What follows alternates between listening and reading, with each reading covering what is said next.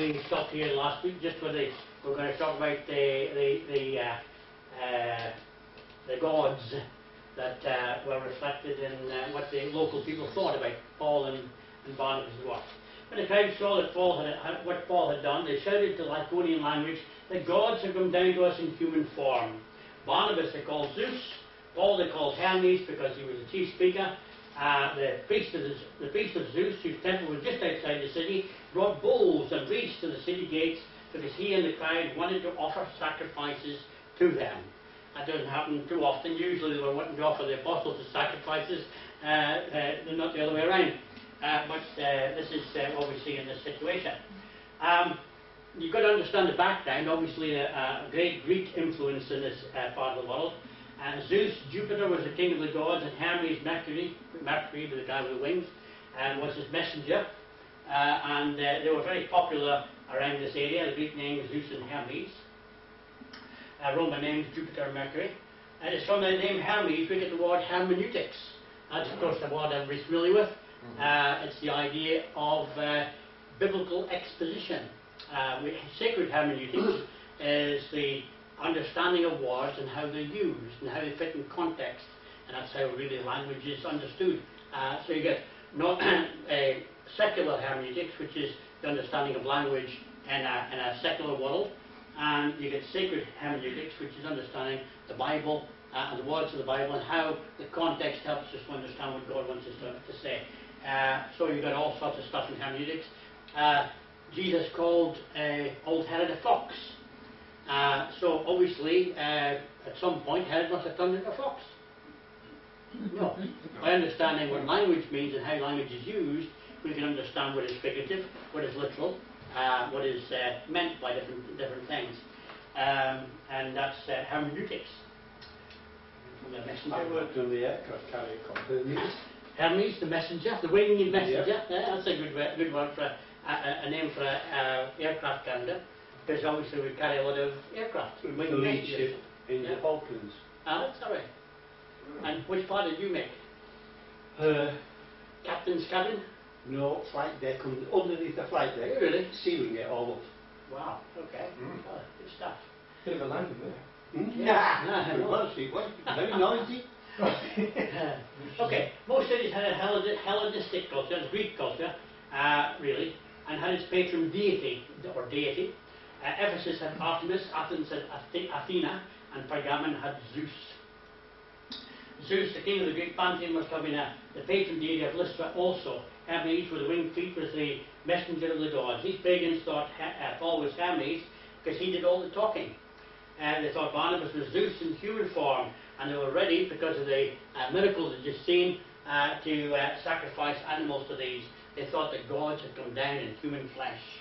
Of course, that wasn't what Paul intended, and that really upset things. So when the Apostle Barnabas and Paul heard this, they tore their clothes and rushed out in the crowd, shouting, "Men, why are you doing this? We are all the men, human like you. We are bringing you good news, telling you to turn from these worthless things to the living God who made heaven and earth and sea and everything." The parallel, if you think back to Peter earlier on, where people wanted to bow down to Peter, and he didn't want worship from people either, because he recognized he was just a human being. The only person you should really bow down to would be God, Christ, angels. Even the angels are a bit dodgy, but God and Christ. Yes. Anyway, humans, we shouldn't be bowing down to one another in that sense.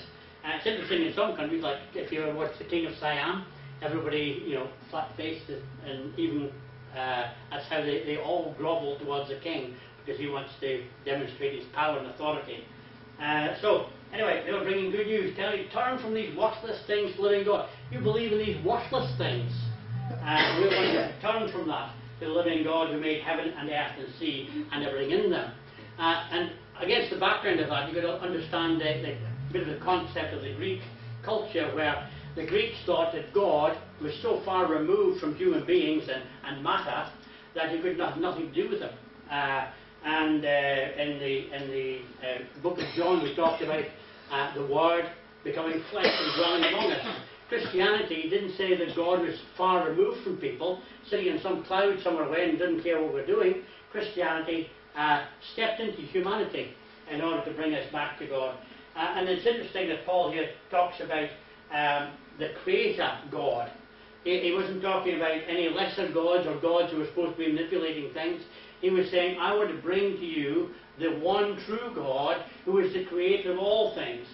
Now, in our secular society today, a lot of people don't believe in the Creator God. And they laugh at us because we obviously, don't know enough to understand that God couldn't have created everything, because obviously everything happened by chance with the Big Bang and everything else.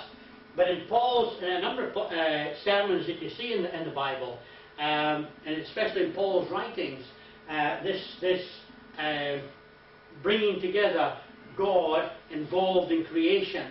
And even when you think back to John 1, Jesus being also as the Word and beginning with God, also involved in man's creation. So the Bible from beginning to end in many different passages talks about God being involved in creation. And that is diametrically opposed to much of what we come up against today. Because the average television program tells you that God couldn't have created things. And most children growing up in our society today are coming up with a situation where they don't identify the world as a created world by a God who has created the world. And we're going to, just tonight, just touch on a little bit of some of that. Why are you doing this? We two are only human beings. Turn from those worthless things. These people all prostrate before him with bowls and everything else ready to sacrifice.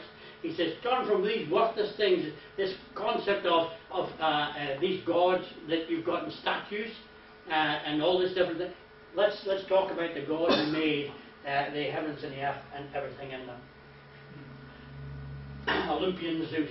I'll tell you, when you look back in history, there's some brilliant temples and places of immense prosperity in the midst, quite often, of poverty.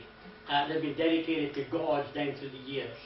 And we're probably not much different from that today in some of our cultures. We still get it. So unlike Herod Agrippa, who accepted divine worship when he was eaten by worms, remember that story a little bit earlier, Paul and Barnabas refused to accept such worship. They drew a contrast between the worthless thing, Zeus, and the God who created all things. Then Paul proceeded to tell them about this God who created heaven and earth and sea and everything in them. Now what he proceeds to tell them sounds very much like what he would later talk to about the Athenian philosophers. So there's almost in Paul's day-to-day sermons and his day-to-day reaching out to people, there's almost some pattern. There's certain things that always come up. And that's true with us as well when we talk to people, because a lot of people believe the same thing or similar things.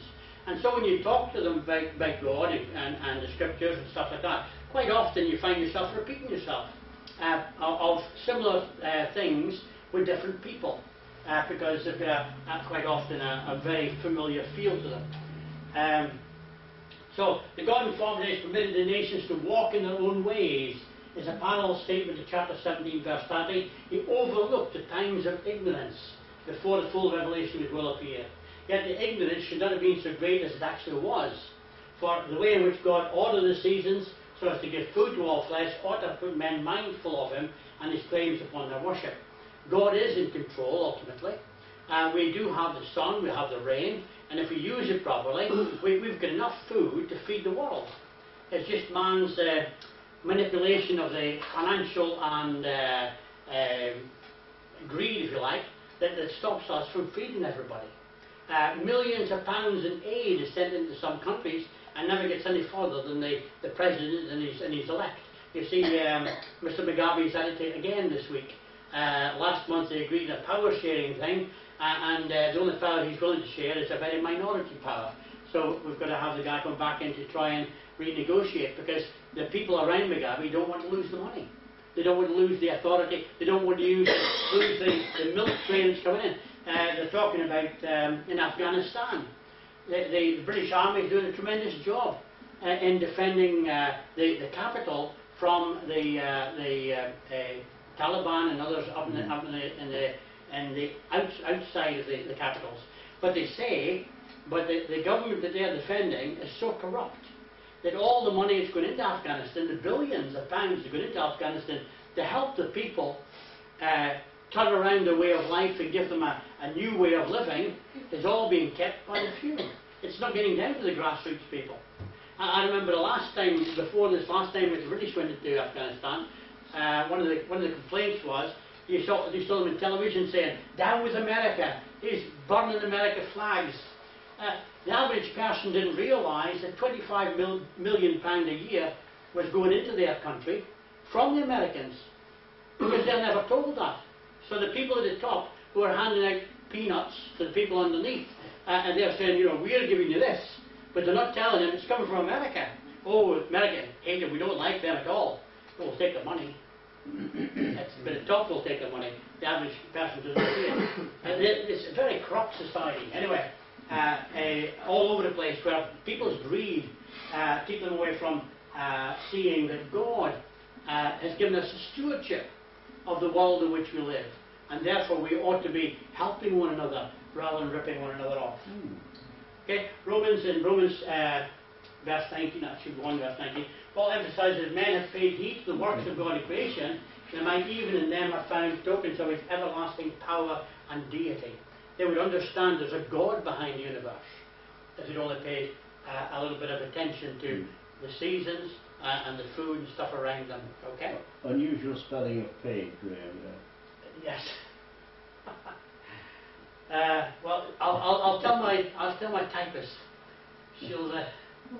That's an unusual spelling of the should be word paid. P-A-I-D. P-A-I-D. See, I put these in here deliberately just to keep you awake. You see, just make sure you watch it. Okay, so the world has enough potential to feed everybody, but it's our seeking after our own selves rather than sharing with the world that deny the very stewardship that we're given by God. As far as seeing God, through all history, He let all nations go their own way. There's some interesting stuff involved in that. And I'm not the best scholar to actually deal with the real subtle implications of some of this. But this year, a lot of people believe that God has programmed everything into everybody, and you don't really have a choice. There's a lot of major religious groups that actually teach you don't have free will. You don't have a choice. God has already decided what's going to happen, and therefore you've got no options in that. But here's Peter.Paul saying, He let all nations go their own way. God has given us free choice. And the problem with free choice is, if you give somebody, if you give children a choice of a carrot or a bar of chocolate and say, I want you to eat healthily, but I don't want to force health eating down your throat, so I'll give you a choice. You make a sensible decision. You make a wise choice for your own. And what's going to happen? He's going to nick the chocolate, isn't he? And his teeth drop out later. But anyway, whereas you would have good eyesight, you'd eat the carrot, wouldn't he? So what it is, we are responsible.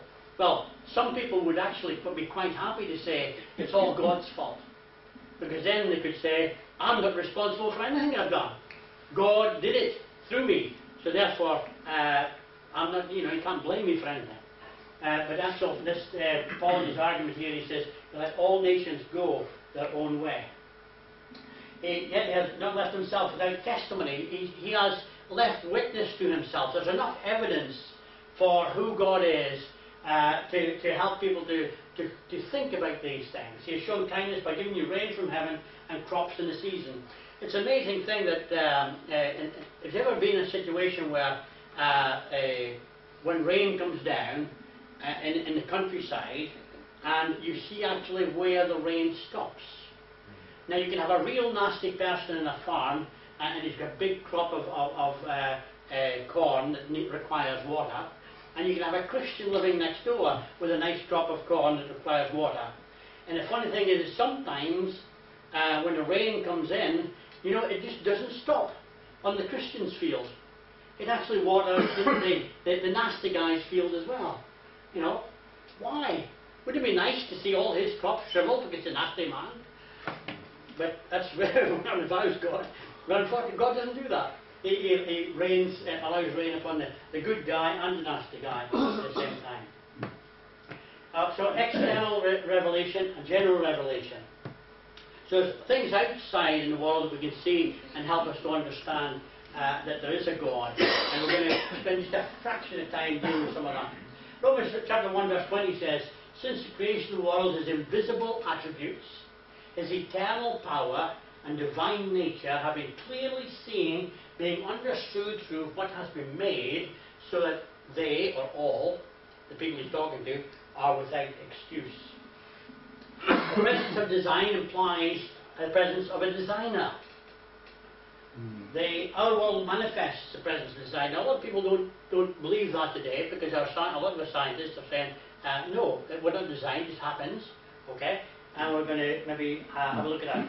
So a lot of people say, I don't believe in God, I believe in inorganic evolution instead. We just come from a big bang, then a cloud of gas got together, and then the world came together, and then on a real good day, a bit of lightning came down, hit the right piece of mud, and that mud eventually ended up in a simple cell amoeba, and we come from that simple cell amoeba over billions of years. Okay, that's the basic principle.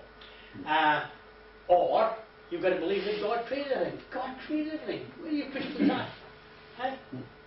Anyway, so a guy called James Coppage, he says the length of the average protein in the smallest known living thing is at least 400 amino acid links, containing more than 7,000 atoms. Okay? Now let me run that up there. This is a little bit heavy, alright? Let me run that by again. James Coppage, he says the length of the average protein, and there's protein in everything, the length of the average protein in the smallest known living thing is at least 400 amino acid links. There's 400 connections within that, containing more than 7,000 atoms. Now, atoms are pretty small things, but this table looks solid. We all believe what we can see, don't we? Okay? Now, this is a solid table to our eyes. But if you put it under an electron microscope, the whole thing is moving. It's a whole bunch of air connected to a whole bunch of atoms and stuff. So this is not really solid. So it is solid. It's solid to us. But in the right, under the right thing, you can see it's actually living. It's moving. So a whole bunch of stuff like that. And that is the building blocks of life. Now, if evolution is right, this table, left lying around for 400 million years, would become a table and 5 chairs. 6 chairs even. Okay? Given 500 million years. Not even somebody sitting on the table, but just a table and 5 chairs would be an improvement. But in 400 million years, this table, unfortunately, would be a pile of dust. And that's what, at the basis of evolution, is what you're asked to believe. An inanimate object, given enough time, will become a living animate object, a human being. Alright? Graham, what's happened to the passage, God has made of one all the nations of the earth for to dwell together on all the face of the earth, and has appointed to them the bounds of their habitation. That's in that sense. That's right, I didn't want to deal with that one. Oh, well, I don't know.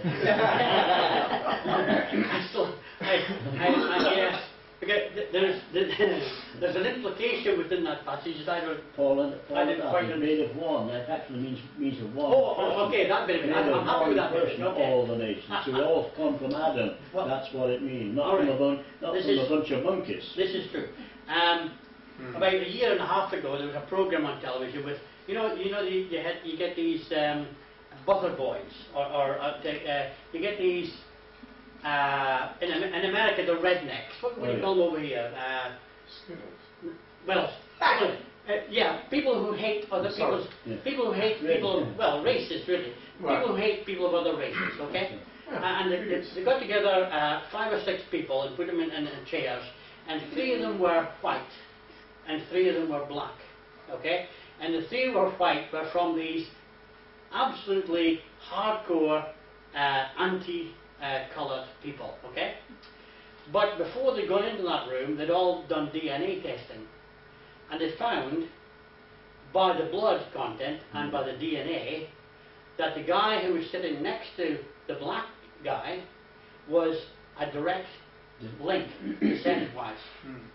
And that really made his day. That's what Paul's saying in that Yeah, that's exactly what Paul's saying in that day. Really made his day. Now, in certain situations, there's differences, and you can't do that with everybody, but you can do it with most people. There's a link at some point. But each cell requires millions of protein molecules arranged precisely into dozens of organelles. Okay, just stay with me. We're going, okay? Alright? A living organism must be capable of self-propagation, feeding, digestion, etc. So to become a living object, a stone doesn't do this. Okay? You don't see a bunch of stones in your garden chomping around like snails. Okay? They just don't do that. They don't breed. They don't reproduce. The only way they, if you like, procreate is somebody hits them with a big hammer and they disintegrate into lots of little stones. But they don't breed together. Okay? So they're not living organisms. Now, the nucleus. Now this is fancy stuff and just hanging there. Okay. From a simple cell, that's what they say. We all just come from a simple cell. The problem is, the more science develops, they realise how complex the simple cell is. There's no such thing as a simple cell. Okay? Ribosome, you've got ribonucleic acid, and you've got DNA and RNA. That's the building blocks of life. Okay? So you've got chromosomes, you've got micronucleus and mitochondrials and all that type of stuff. And Golgi, you've got to come across them a few times, all right? The Golgi. Now if you look in here, this is a cell, but this is all like a little factory. All these different parts are all playing a part, and they're all interacted, and they've all got to cut in at certain times for certain things to happen. And it's all interrelated in that. If you put that on this table, you wouldn't see it. You couldn't see it. You need a special microscope to see this.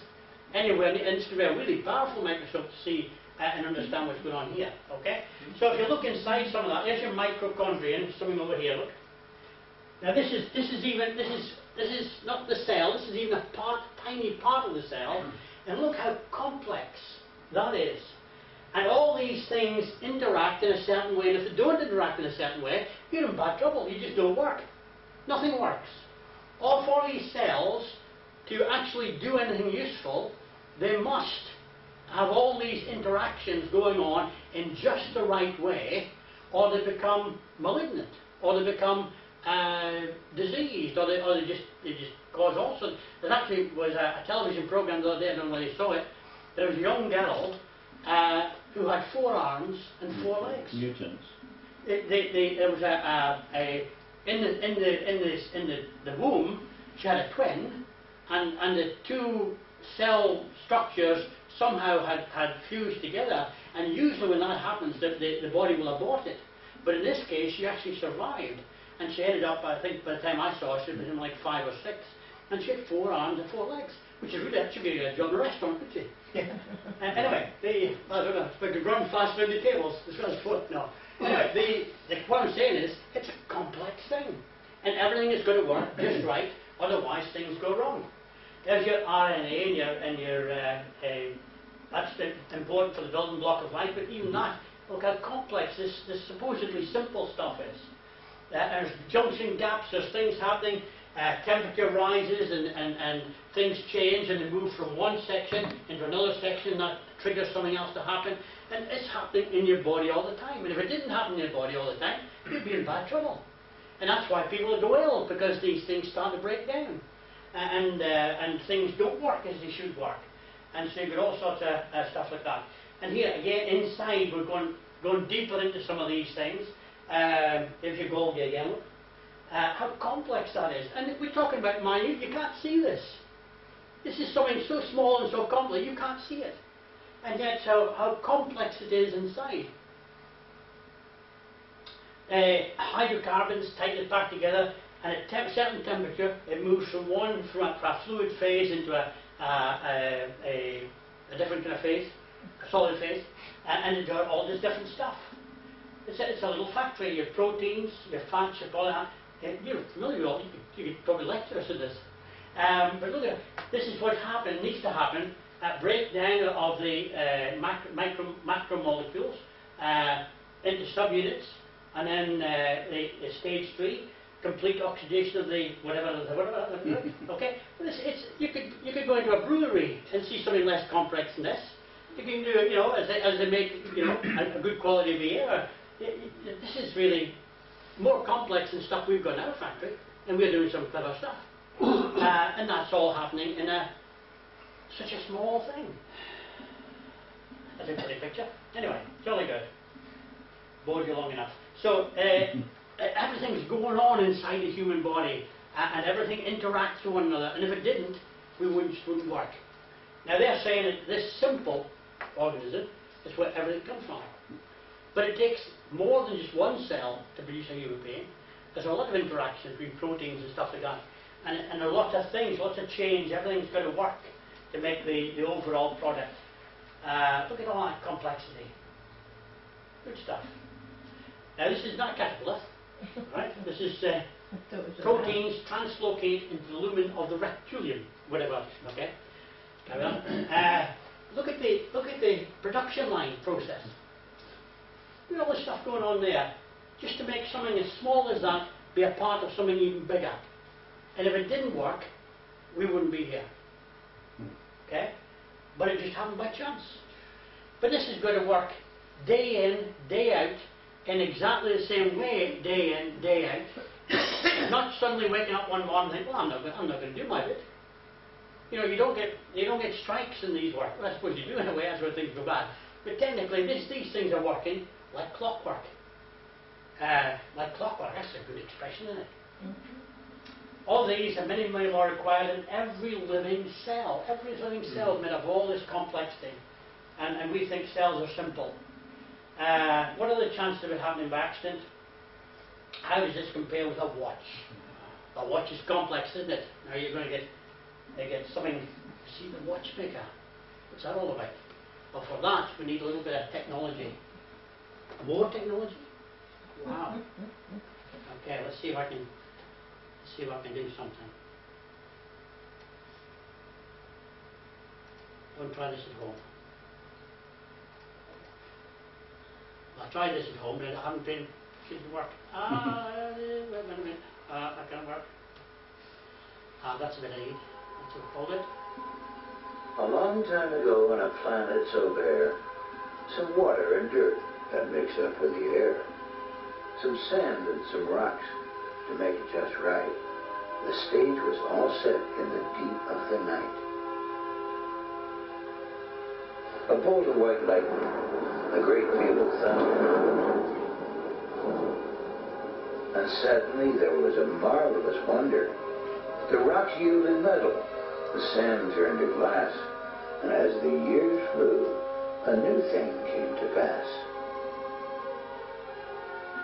The metal formed gears, the glass a watch face, and little by little things fell into place. The parts came together just like a good rhyme, with ticks and with tocks and with hands that tell time. A beautiful watch began ticking one day, formed all by itself in a wonderful way. It's a ridiculous story, you say with a grin. Impossible, laughable, surely a sin. A watch needs a watchmaker, that's plain to see. A designer and builder, that makes it for me. Now all life is made of some interesting stuff. Cells of all shapes, like blobs filled with fluff. But looks are deceiving, and what we find there are factories and highways and gadgets to spare. Assembly lines, robots, electrical cable, libraries, software. Just look, if you're able. The marvels we see with a microscope stare make a watch look so simple, we dare not compare.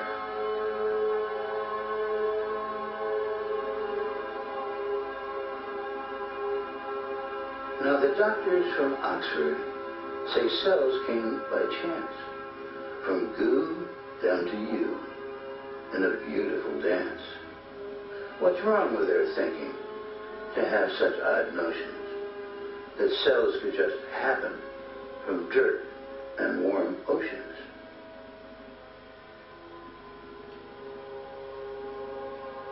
A cell and its wonders amaze all who see, and a cell like a watch by chance cannot be.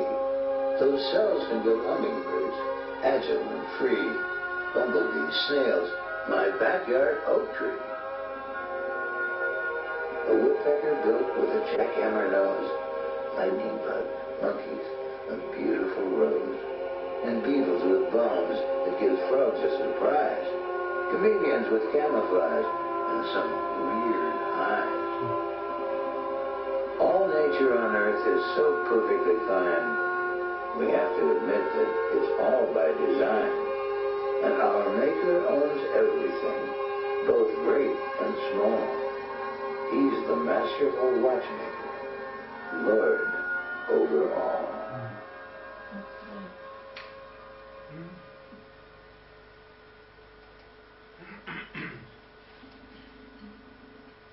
Okay? Any questions? What's the time? Yes, which time? What time is it? Okay. That's Palin's original illustration, 300 years ago. He says if you walked across a field and you kicked against something you picked up and you looked at it, you examined it, you discovered that it was full of wheels, and it had a mainspring to make the wheels go round and a hairspring to check the wheels. You think this didn't happen by chance, somebody made it. Then he said, and you notice that it has fingers, and the fingers point to the same place at the same time every day. You said, not only did you have a maker, but the maker had a purpose, and that was just all the time. Yeah. You wouldn't say it happened by chance. This is the problem when we get immersed in the middle, if you like. A lot of the arguments are used are through similarities. You know, how we've got hands and orangutans got hands. There's a similarity, therefore we must come from the orangutan. But if we go back further than that, then we've got bigger questions to ask. Just recently, or a couple of years ago now, they dug up in Greece a beautiful, complex, small machine full of gears. One of the earliest things that they've come up with as this thing, and they were amazed at the complexity, because they didn't think that the Greeks had the ability to do all that, and yet going back, and you can use lots of other illustrations way back. When we find something like that, I was a similar illustration of somebody climbing Mount Everest, and when he got to the top of Mount Everest, he found a doll, and he didn't think like, wow, isn't crazy, isn't evolution wonderful? A doll has managed to evolve on top of this mountain. No, he said, what the hell that got there? Well, somebody's been here. It must have been dropped by a bird or a plane, but somebody somewhere made this. You don't think, it just happened by chance. And we do that with everything. Apart from religion, apart from, everything's got rules. If you play football, it took your team to play Kettering at football, and you had 18 men in your team, and you're all streaming onto the pitch against the other team, and the referee would say, what's going on? Why are 18 men in the field instead of 11? They say, well, that's our team. That's how we play. We play 18. The rules say 11, push off, take half of them away. Because there's rules in everything. We recognise rules in everything. Everything but religion. For religion, it's a free-for-all. You can do what you like, think what you like, believe what you like. And I just, there's no such thing. Because there's rules, there's laws, there's design in everything. And God, being the master designer, He's given us our workshop manual, the Bible, to help us know how to live as human beings and how to get best out of this life and prepare us for the next. And similarity in design means one designer, same design. Yeah, I mean, if it worked in that one, it'll work in this. Yeah. You often see that in the world of engineering. Well, that's designed by so-and-so, you can see his... You can see his mark. But even paint, I mean, you could get these antiques roadshows, and they say this looks like such and such. There's no name on it, but it looks like it was made by someone because he left his mark. And we're very clever. We can see that, but we're all pottery. But we can't see it in God, in the universe, and creation. How complex we are made, and we just think it happened by chance. It just, it's a difficult thing. Okay. Okay. So we are without excuse. This is designer applies to designer. Our world manifests the presence of a design, therefore designer exists. Such a designer must be sufficient to account for the design. It must be more cleverer than the design itself. Okay? In his invisible attributes, his eternal power, and his divine nature, God has spoken to the world in which he lives. If you walked into this classroom and you said this classroom was just a product of chance, there was an explosion in a wood factory, an explosion in a brick factory, an explosion in a polycarbonate, plastic now, glass factory, and it blew up, and here we are in this building. Okay? And people will look at you and think, you're nuts. And they'd be right. Well, You speak for yourself. if somebody walked in the door, you know, who built it? How many people were involved in the building? What language did they speak? I mean, today it could have been Polish. You wouldn't know who built things today. But if you had to ask those kind of questions, you don't have an answer. Until somebody walks in the door and he stands there, he's 6'6", he's blonde, a big hulky looking guy, says, I built this building. I built this room. Now you see who he is, you know what he looks like, and because he has revealed himself, made himself known to you, you can tell all those things. And God's done the same through his word. He says, this is my world. I am the creator. And this is what I'm like. Okay? Previous points with three, Graham. First of all, that this didn't happen by chance. He had a maker who had a design, and he's a cleverer person than I am because he can make a watch and I can't. That's right. I've often said that about many things that I use on an almost daily basis. The people who made this are a lot cleverer than I am, because I certainly couldn't do it. And yet we, being human beings, we believe that we are the gods. We are the end product of a lump of a rock somewhere down through time.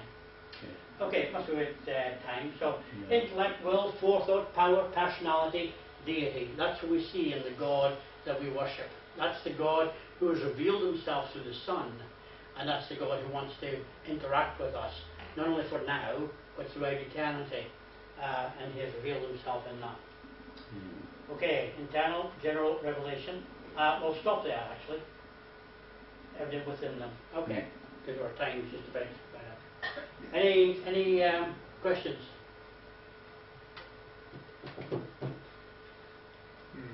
I know we touched upon evolution as such. Yeah. But there are those who try to combine the two together as a Theistic evolutionists. Is that what it is? Yeah. There's a problem. I mean, I don't know how. If you remember books years ago, von Daniken, Chariots of the Gods, God's a Spaceman. Oh, Do you remember those? Okay. Well, that's a similar idea. That writer, A, he wanted to make money, but B, behind his thinking was that he couldn't buy the evolution idea. It just didn't work. The evidence wasn't there. So he thought, okay, let's get round it. If I don't believe that evolution can work here by itself, then what happened was the spaceman came in there and he messed about with some things on Earth and he made evolution work. Okay? The only problem with that is, where did the spaceman come from? Right. All you've done is you moved the question off this planet into another planet. Because he didn't want to admit God could make it. Because in the basic thing, you have matter or intelligence. Okay? That's two T's in matter, if I had more intelligence. Okay. Everything has just happened from basic particles of the Big Bang with clouds and gas and stuff like that, which is all inanimate matter. What caused the Big Bang? Well, in fact, to be honest, since about 1995, even the evolutionist scientists don't believe in the Big Bang. Right. But because television always lags about 25 years behind, most of the popular science and television tells you about this, we still believe in the Big Bang. But actually the leading evolutionary minds have moved on. But anyway, what I'm saying is matter if matter has always existed and created man, is that scientific, or is it more credible to believe that intelligence has always existed and created man? The problem with the matter side is that science itself, with the first and second law of thermodynamics, says that matter has a beginning and an end. Matter starts off useful and ends up useless. You put petrol in your tank. You know, that's matter in a form. And you drive a certain distance, and what you got to fill it up again. Why? Because you've had the drive, you've had the energy that's driven the wheels, but if you open the bonnet, you've got heat. And there's an X factor that when matter changes from useful to useless, there's always the X factor, and that was before the popular TV. Anyway, there's always the X factor, and the X factor is heat. It's loss of heat. And the problem is you can't put heat in the bottle, you can't stick it back in the tank. Once you breaks down even further than that, you cannot recapture it and put it back into a useful form. So it continues. You put a lump of coal in the fire, you end up with ashes. But then there's some things you can do with ashes, but there's a limit to how far down the chain can go. So science, these two things say matter has a beginning and an end, a point of usefulness to that. If it has a beginning and an end, it's bound in time. It cannot have been eternal. Now, if matter is where we come from, is it feasible for matter to make me an intelligent being, some would say? Okay? From a rock. You know, could this table, if left lying around long enough, become me, an intelligent being? Or, if I had 500 million years and Bernard is a teacher, whatever numbers, could I make a table? Why? Because I'm intelligent. And if I have enough tuition from Bernard, even I could make a table because I'm intelligent. And that's the basic. That's where the basic question starts. What came first, intelligence or matter? And where did the matter come from? And didn't matter. No matter. Oh, yeah. Well, actually, there is an answer, and there's a kind of answer to that as well, because one of the attributes of God is it's something we describe as pure energy. God is energy. In the beginning, God spoke, and it came into being. So the pure energy that is God, intelligent energy, then the whole of the universe is technically a part of that energy. The matter has intelligence then? No, the matter... Logically, you have to say that. No, because, all right, if I'm an intelligent person, and I take a rock and I shape it, does that mean it's going to be an intelligent rock? Even though I shaped it, I made it. No, but you tell me where the rock came from.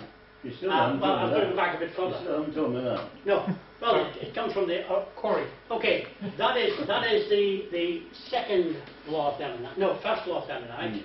Energy can neither be created or destroyed. Okay, neither created or destroyed. If it can be neither created or destroyed, and if God is always, or intelligence is always being, then that which is always being must have been energy. Now, what it can do, it can change, or it doesn't necessarily need to give intelligence to everything it creates. Because God is creator, He created everything. So that which He created doesn't So you necessarily have need to to be believe in the deity of intelligence. the deity of intelligence. Yes. Well, the eternity of intelligence. Something must have always existed. That's right. The Greeks say something is, therefore something has always existed. That's right. And I'm going to mean that. And because as science says, energy can neither be created or destroyed. If we put those two together, you have that intelligent must also be energy. And because energy can neither be created or destroyed, but it can change form, God can make out of His energy other things. How much easier is it to believe in God than to believe all that? That is How much believing in easier? God. That's what God says. But they don't accept that. I know they don't accept that. They don't believe it's God. No, they don't. They believe in it under another But guise. that's what I'm saying. Science itself points to that.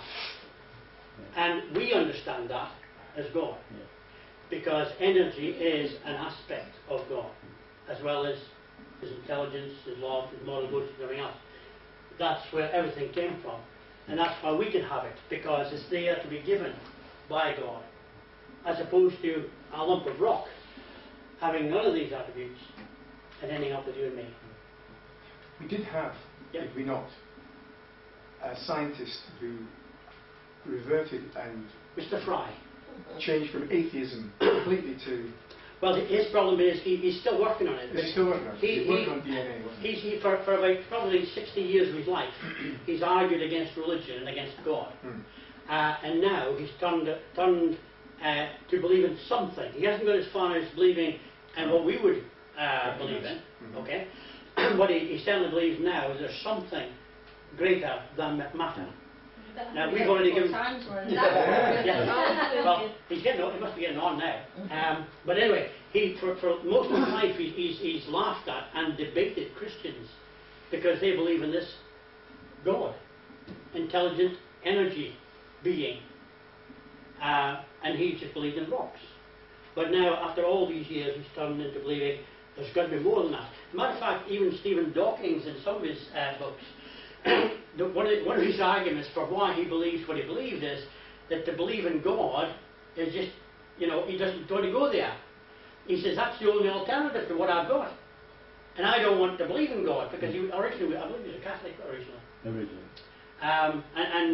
So where he is now, he has left that God concept behind and he's immersed in his mathematics and his science. But he's got to keep going down that line because he says, if I don't go down this line, I'm forced back to believing in God, and I don't want to do that. Because the problem believing in God brings the moral attitude. All this type of stuff. And that comes into play. Some people say, I want to do what I want, therefore it's simpler for me to say God doesn't exist. And therefore I can do what I like. No God, no law. No God, no law. I am more law. More law. Okay. I'll stop that there because we're back in Pick it up next week, Graham, that's right. no,